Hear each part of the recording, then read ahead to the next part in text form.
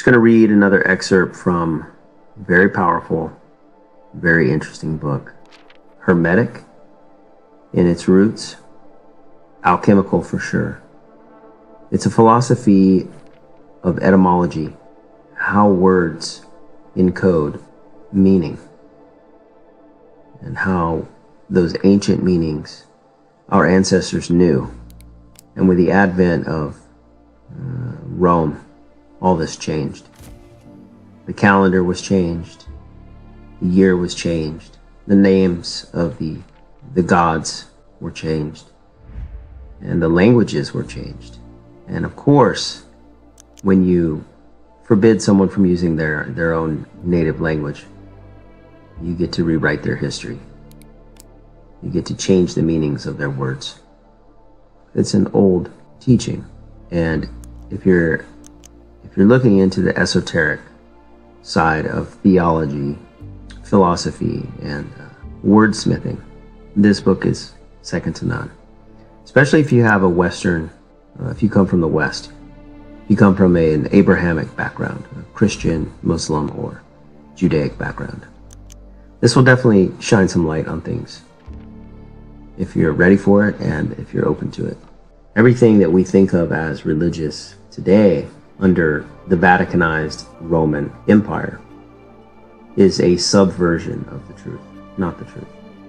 And I'm not reading this to piss anybody off. If you're a Christian, this is not to discredit your way. It actually will enhance it if you're open to understanding the roots of where it all began. But you have to be open to that and even ready. So here we go. Primitive Christians, the Essenes, fully realized and taught the great truth that Christ was a substance, an oil, or an ointment, contained especially in the spinal cord, consequently in all parts of the body, as every nerve in the body is directly or indirectly connected with the wonderful river that flows out of Eden, the upper brain, to water the garden. The early Christians knew that scriptures, whether written in Hebrew or Greek, were allegories, parables, or fables based on the human body, fearfully and wonderfully made. You have to understand the etymology of these words, what they mean. So, Christos in Greek is oil, sacred oil. These adepts knew that the secretion, the gray matter, the gray creative, which issues or secretes from the cerebrum, was the source and cause of the physical expression called man.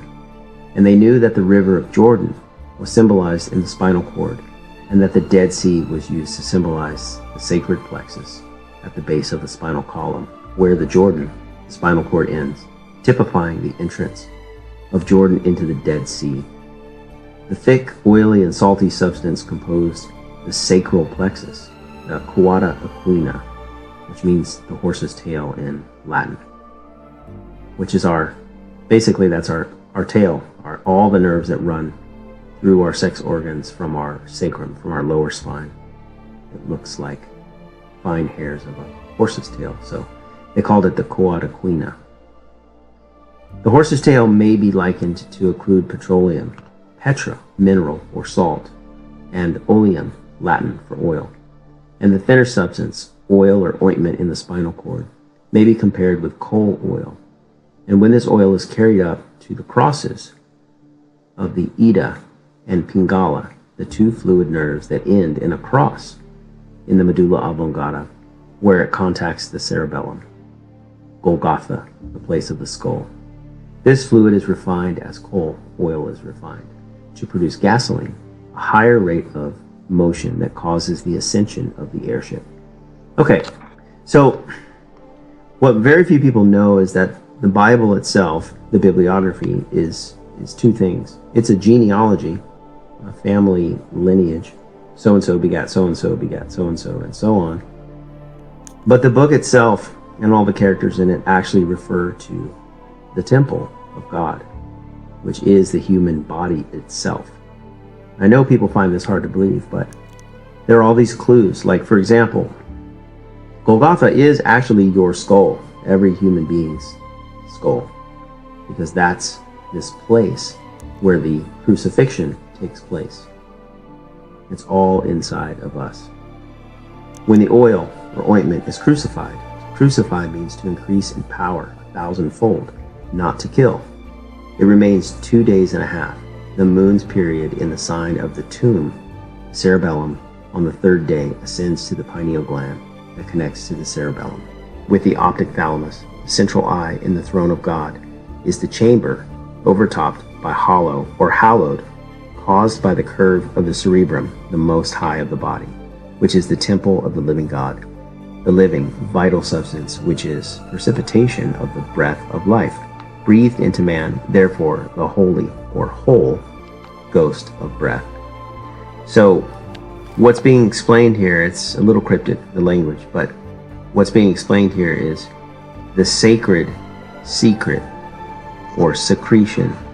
That's what that word means, secret, secretion, that comes from the pituitary and the pineal gland. That chemistry comes out of the brain, goes down the spinal column all the way to the sex organs in order to make new life. It's charged with electric soul power. But that force also, if not used to make life and not expelled or wasted, it changes its chemistry once it mixes together. That's the chemical wedding that the alchemists talk about. Once that new substance happens, it becomes less dense and it floats back up the spinal column in the cerebral spinal fluid like mercury does in a thermometer. And it rests in the nave, in the gland known as the solar plexus. And it charges itself there based on the way you live. And the way you treat your body, the way you eat and drink and sleep and exercise. And it rests there for 2.5 days. Now that 2.5 days is significant because it's the time each month that the moon is in the sign in which you were born under, your sun sign. So whatever month you're born under, that's the month, that's your sun sign. And the moon goes every 28 days, or sometimes 29, just like the female cycle. It goes through each stage in the sky of the sun sign. So every month, every person has 2.5 days where the moon is in their sun sign. And that particular moment, that type of light is a cycle that started at your birth. And your body knows when that is. You might not know, but your subconscious body knows. And it takes an electrical charge from a combination of the sun and the moon's electromagnetic energy and charges this up while it's in your solar plexus. That's why it's called your solar plexus. Ever wonder that? Interesting how every doctor around the world, no matter what culture you come from, points to this weird spot where your rib cage comes together in the center of your body, and they say, oh yeah, that's the solar plexus. But no one ever asks why it's called that. That's why it's called the solar plexus. It's a very specific glandular spot. Anyway, George Carey will go on and point this out. The pineal gland is the pinnacle of the temple, the modus operandi in which the oil of the spinal cord reaches the pineal gland, and is described in what follows. There is no name under heaven whereby ye may be saved except Jesus Christ did, or christened, and then crucified. The correct rendering of the text in Greek. Every 29.5 days, when the moon is in the sign of the Zodiac that the sun was in at the birth of the native, there is a seed, a psychophysical germ, born in the or out of the solar plexus, also known as the manger. And this seed is taken up by the nerves or branches of the pneumogastric nerve and becomes the fruit of the tree of life, or the tree of good and evil. Good, if saved and cast upon the waters, circulation to reach the pineal gland, and it's known as evil if eaten or consumed in sexual expression on the physical plane, or by alcoholic drinks or gluttony that causes fermentation or acid and even alcohol in the intestinal tract. Thus, in quotes, no drunkard can inherit the kingdom of heaven. For acids and alcohol cut or chemically split the oil that unites with the mineral salts in the body and thus produces the monthly seed. So that's what he's saying, is that this oil is, it's special because it's electrically charged. And it also is special because it has the ability to make new life, and your body created it. But it's also very fragile based on the way you treat your body. So the idea is to take care of it and to know that it's traveling up and down your spine and transmutate your sex energy accordingly. Now, he's not talking about celibacy. He's talking about knowing the body and using that energy at the right time for the right things going on. The seed, having the odor of fish, was called Jesus, or iktos, which is Greek for fish, and nun, N-U-N, Hebrew for of life. I am the bread that came down from heaven. Give us this day our daily bread.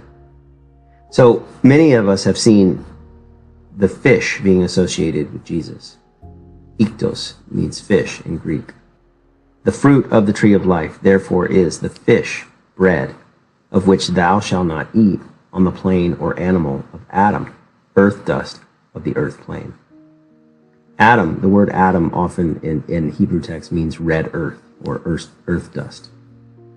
But to him that overcometh will I give to eat the fruit of the tree of life, because he saved it, and it returned to him in the cerebellum and the home of the spiritual man, the ego. The cerebellum is the heart-shaped, and it is called the heart in Greek. Thus, in quotes, as a man thinketh in his heart, so is he. So, another little thing, another side, the tree of life is not a physical place. It's never been a physical place. That was the invention of Rome, to pull people away from the real place of salvation, which is your own body, the human form. And the tree of life is your cerebrospinal tree, your cerebrospinal system. Your brain is the root ball, and all your nerves branch out, going down your body like a tree. You know, we're like a walking inverted tree. That is the original tree of life. The body organ that men in their ignorance call heart is termed divider or pump in Greek and Hebrew. Our blood divider is not the button that we touch when we think, but it is the upper lobe of the cerebellum that vibrates thought.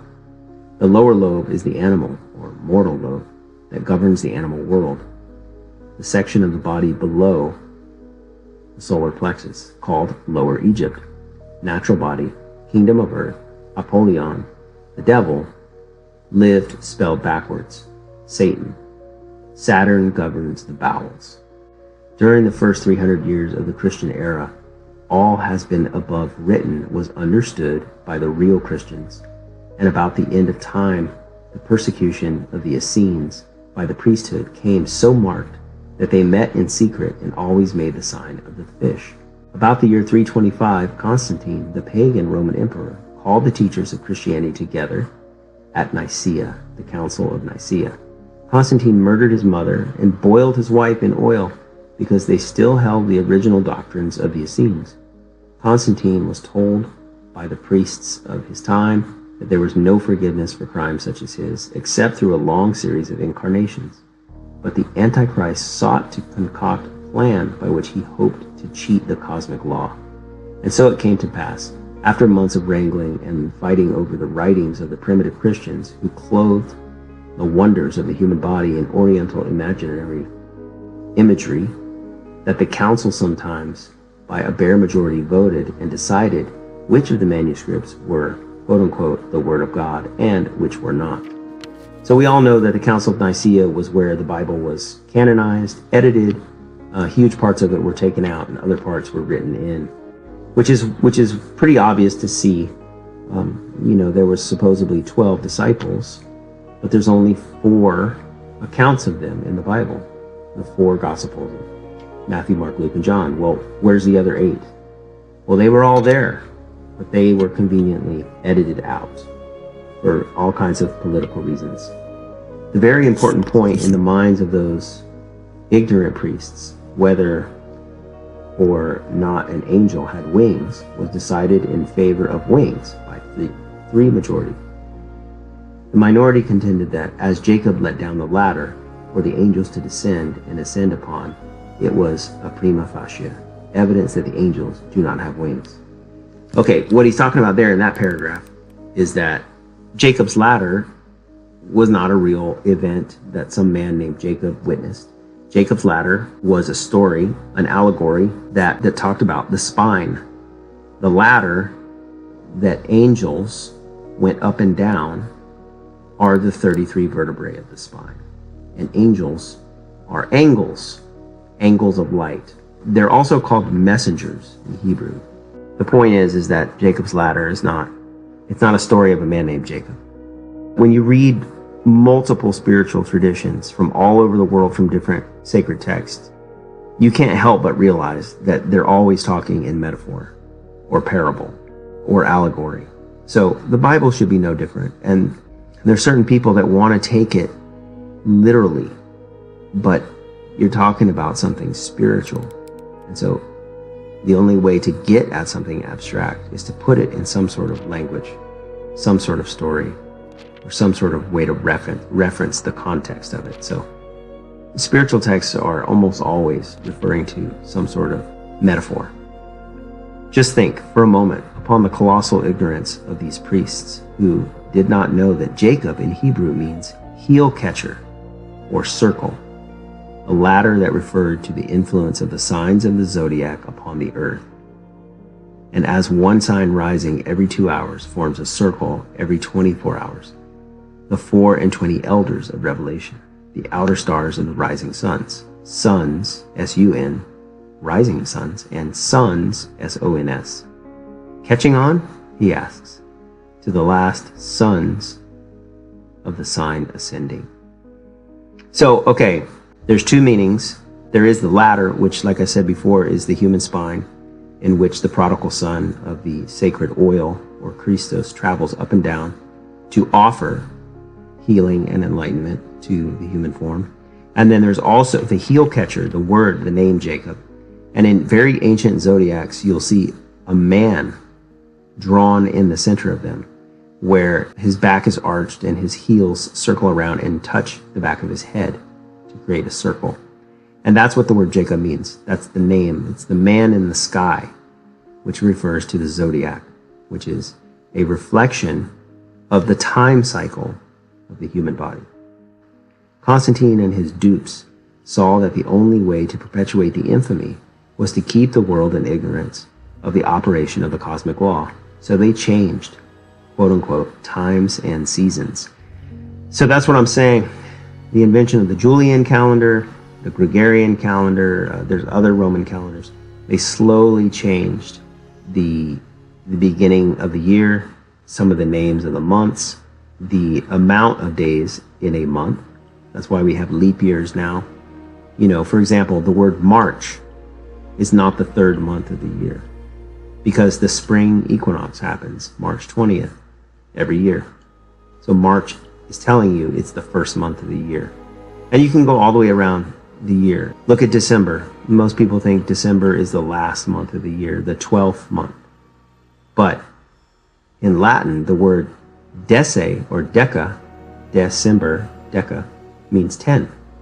So a decade rounds out a 10-year period. So December or deca means 10. December is not the 12th month of the year. It's the 10th month of the year. And, oct for October, oct means 8, like an octagon.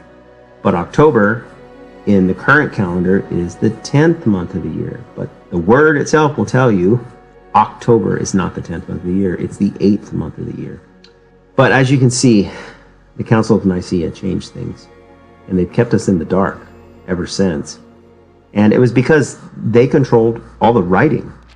There were very few people that were literate, except the clergy. So they had a lot of power to rewrite history, to change the meanings of words, and also to change time cycles.